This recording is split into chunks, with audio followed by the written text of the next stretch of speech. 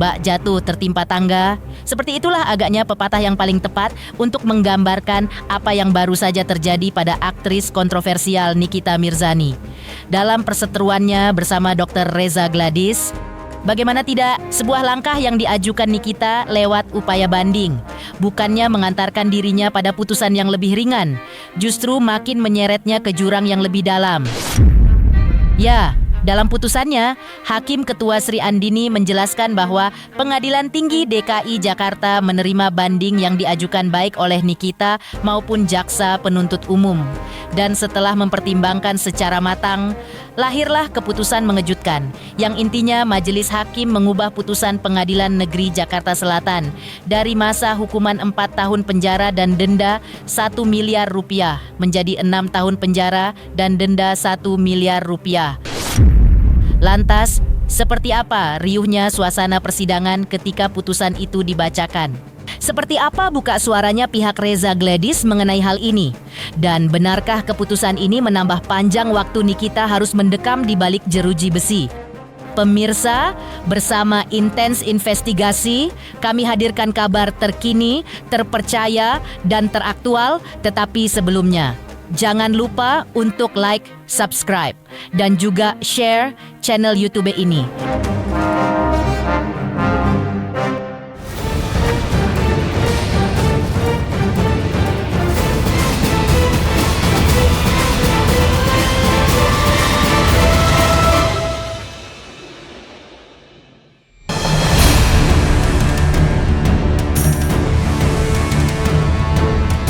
Ya pemirsa Intens Investigasi, seperti diceritakan sebelumnya, atau masih soal perkara hukum yang menjerat nama aktris kontroversial Nikita Mirzani.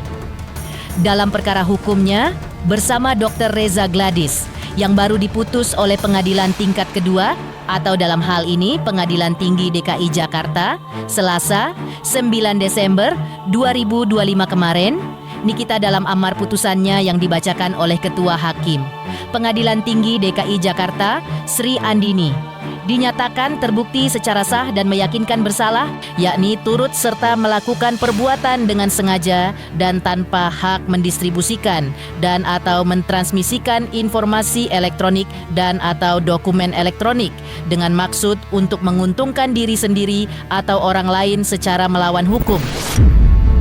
Tidak hanya itu, Majelis Hakim juga menyatakan Nikita dianggap telah turut serta melakukan tindak pidana pencucian uang, sebagaimana yang telah didakwakan dalam persidangan pertama sebelumnya atau yang digelar Pengadilan Negeri Jakarta Selatan saat itu. Artinya meski terkesan menang di tingkat pertama, Nikita kini agaknya harus kembali patah arah saat Majelis Hakim menganggapnya bersalah dalam dakwaan ini.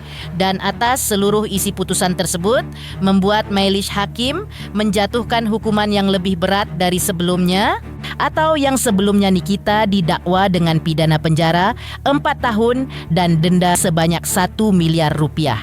Kini menjadi pidana penjara selama 6 tahun serta pidana denda jumlah yang sama.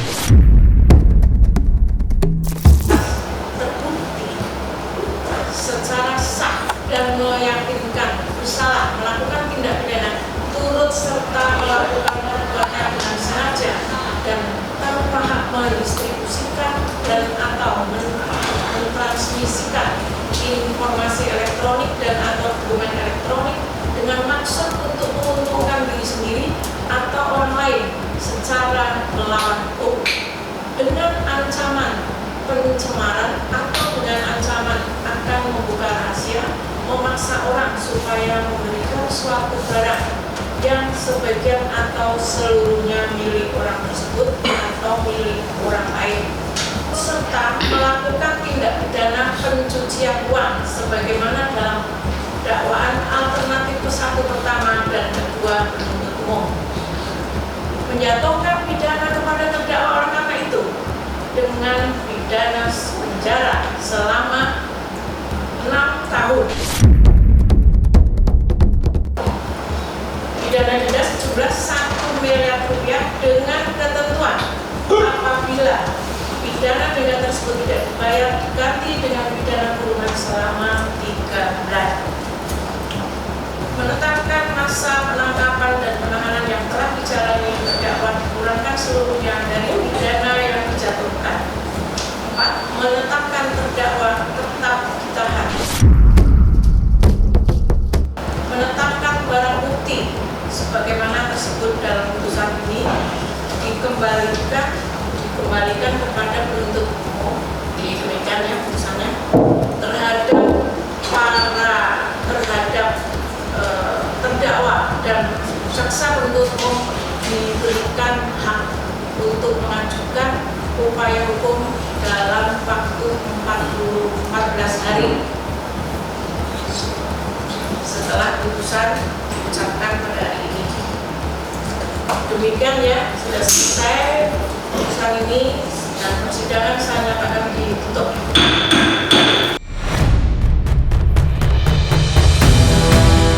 Ya, Nikita Mirzani seperti diceritakan sebelumnya memang mendapatkan putusan yang lebih besar dari sebelumnya karena satu pasal lain yaitu TPPU-nya yang akhirnya dikabulkan oleh Majelis Hakim Pengadilan Tinggi DKI Jakarta. Dalam hal ini pihak pengadilan pun sempat angkat bicara terkait mengapa pasal yang sebelumnya itu tidak terbukti menjadi pas dialamatkan untuk Nikita. Lantas seperti inilah penjelasan Albertina Ho. Pihak Pengadilan Tinggi DKI Jakarta menjelaskan alasannya memasukkan pasal itu dalam putusan Nikita.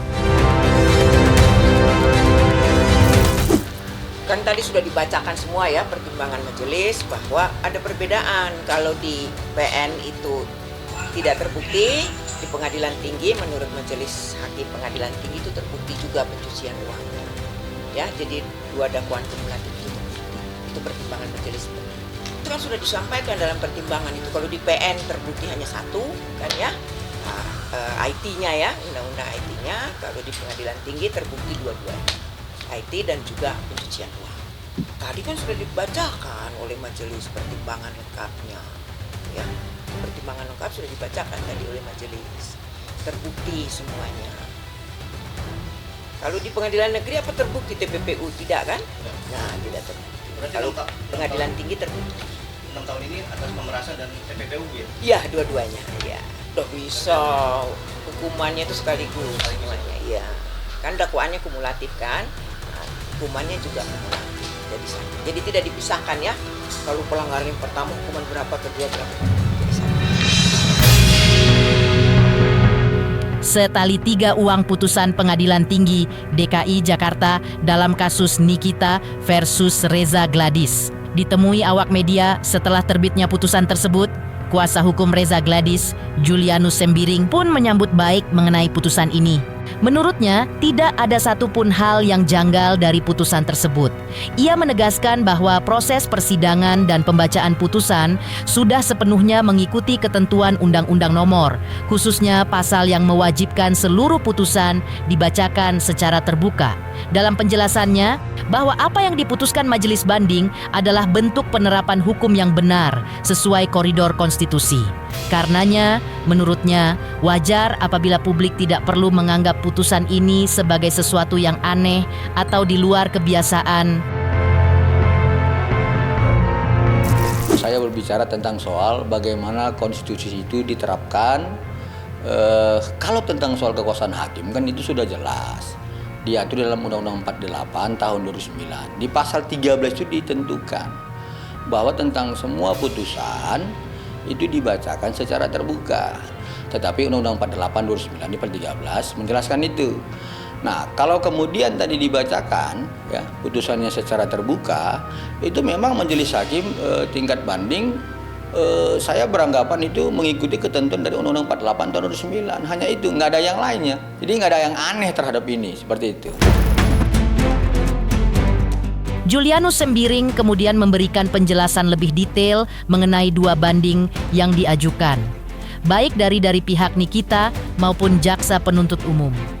Ia mengatakan bahwa pada tingkat pertama, majelis hakim hanya memutus terkait pasal 27 ayat 2 atau yang mengatur tentang Undang-Undang ITE, yaitu pemerasan. Namun dalam tingkat banding, majelis hakim menilai bahwa unsur tindak pidana pencucian uang berdasarkan Undang-Undang Nomor 8 Tahun 2010. Pasal 3 turut terbukti, maka ketika TPPU sudah terbukti, Ancaman hukuman yang digunakan bukan lagi ancaman maksimal dari Undang-Undang ITE, melainkan ancaman tertinggi dari tindak pidana pencucian uang yang dapat mencapai 20 tahun penjara. Karena itu, menurutnya, putusan majelis hakim menjatuhkan 6 tahun penjara kepada Nikita adalah hal yang sangat wajar dan proporsional karena sudah mempertimbangkan ancaman hukuman tertinggi dari dakwaan kumulatif tersebut. Ya, jadi begini, sebagaimana apa yang didakwakan oleh jaksa penuntut umum dengan dakwaan pertama ya, itu adalah pasal 27B, alternatifnya adalah 369 KUHP. Nah, kemudian kumulatifnya adalah itu tentang pasal 3 Undang-Undang Nomor 8 Tahun 2010. Nah, kemudian pada saat di Pengadilan Negeri Jakarta Selatan, Judice Fakti tingkat pertama, bahwa putusan yang dibuat oleh majelis hakim ada tentang soal hanya tentang 27B ayat 2 yaitu pemerasan. Nah, kemudian ketika tadi majelis hakim tingkat banding memutuskan bahwa ini tentang TPPU-nya terbukti, maka ini akan tentang mengarah soal pembuktian TPPU, yaitu kumulatif. Ya, kumulatifnya itu tidak akan melihat lagi tentang ancaman maksimum 27B ayat 2, tetapi kumulatifnya melihat dari ancaman ya tertinggi dari kumulatif itu, yaitu Undang-Undang Nomor 8 Tahun 2010 pasal 3, yaitu dengan ancaman 20 tahun. Dengan ancaman 20 tahun lalu diputuskan 6 tahun, itu kan hal yang wajar ya, saya pikir seperti itu. Dengan demikian pemirsa, putusan banding ini membuat Nikita kini menghadapi konsekuensi hukum yang lebih berat dari sebelumnya. Pertanyaannya kini, setelah putusan banding ini diketuk, langkah apa yang masih bisa ditempuh oleh Nikita? Dan bagaimana pula respons para pakar hukum? Hotman Paris sebelumnya yang sejak awal sudah memberikan peringatan keras terkait risiko banding. Pemirsa Intens Investigasi, jangan lupa saksikan terus Intens Investigasi dan pastikan jangan lupa untuk like, subscribe, share, dan juga komen. Tim redaksi Intens Investigasi mengucapkan banyak terima kasih kepada semua subscribes hingga channel Intens Investigasi kini menuju 4 juta subscribes.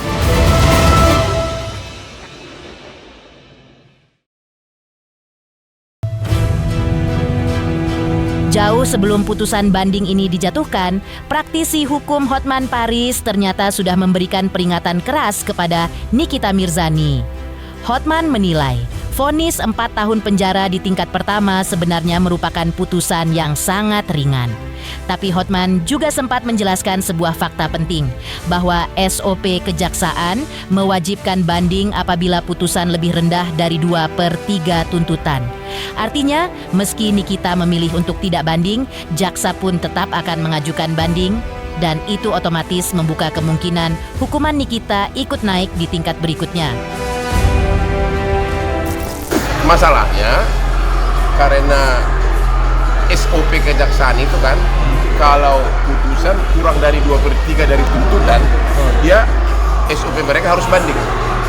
Jadi ya masih panjang perjuangannya, banding, kasasi, PK. Kalau saya sih jangan banding. Cuma masalahnya jaksa juga banding. Kalau saya sih jangan banding, ya takutnya malah naik. Ya, kemungkinan akan bertambah. Ya karena itu sudah cukup untuk yang didakwakan, itu udah cukup kecil. Udah cukup kecil itu.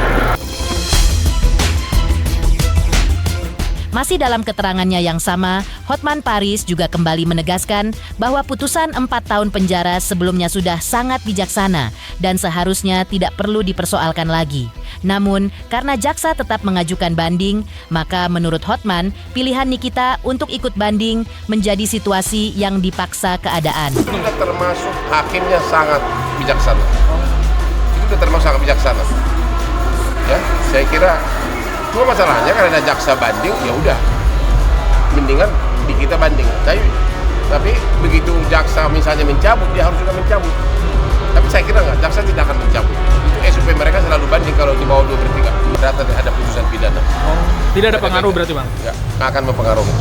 Menurut Saya udah bilang 4 tahun itu cukup relatif cukup bijaksana. Sementara itu, seperti Kia ketahui, bersama putusan banding ini membuat bahwa Nikita kini menghadapi konsekuensi hukum yang lebih berat dari sebelumnya. Pertanyaannya, kini setelah putusan banding ini diketuk bagaimana kondisi Nikita saat ini? Apakah ada perasaan down yang dirasakannya? Lantas seperti inilah sebelumnya saat Denny Darko diminta melihat kondisi dan nasib Nikita saat berada di penjara. Pemirsa Intens Investigasi, jangan lupa saksikan terus Intens Investigasi dan pastikan jangan lupa untuk like, subscribe, share, dan juga komen.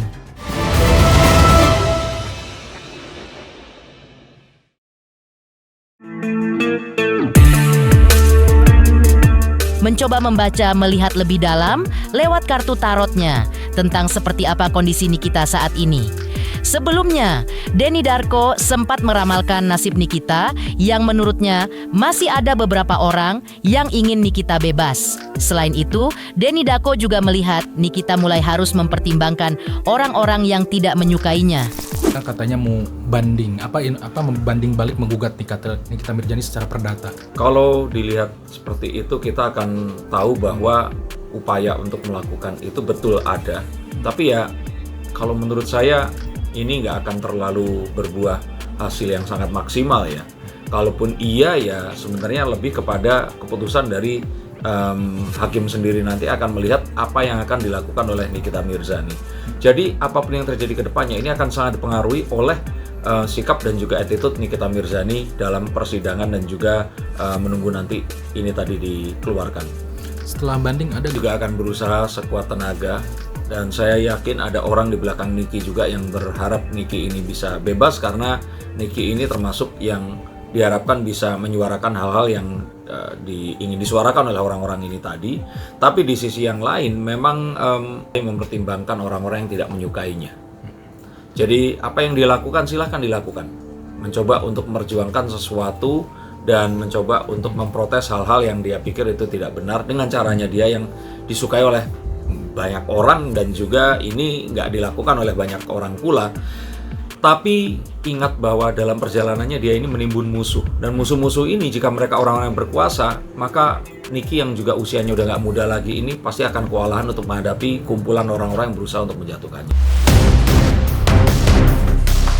Lebih lanjut, ia menambahkan ada di belakang Reza Gladys bisa dibilang cukup kuat untuk tak membiarkan Nikita bebas. Di sisi yang lain, memang koalisi Reza Gladys ini juga orangnya bukan orang sembarangan juga, dan mereka ini sepertinya juga berusaha keras menahan agar Niki ini tetap ya nggak bisa melakukan atau menghirup udara kebebasan.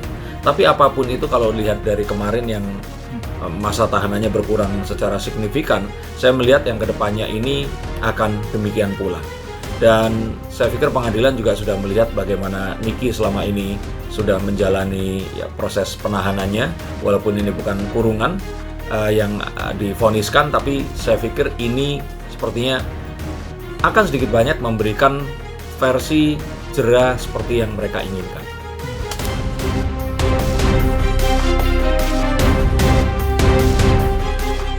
Demikian pemirsa, kabar terkini, terpercaya, dan teraktual yang kami hadirkan hari ini.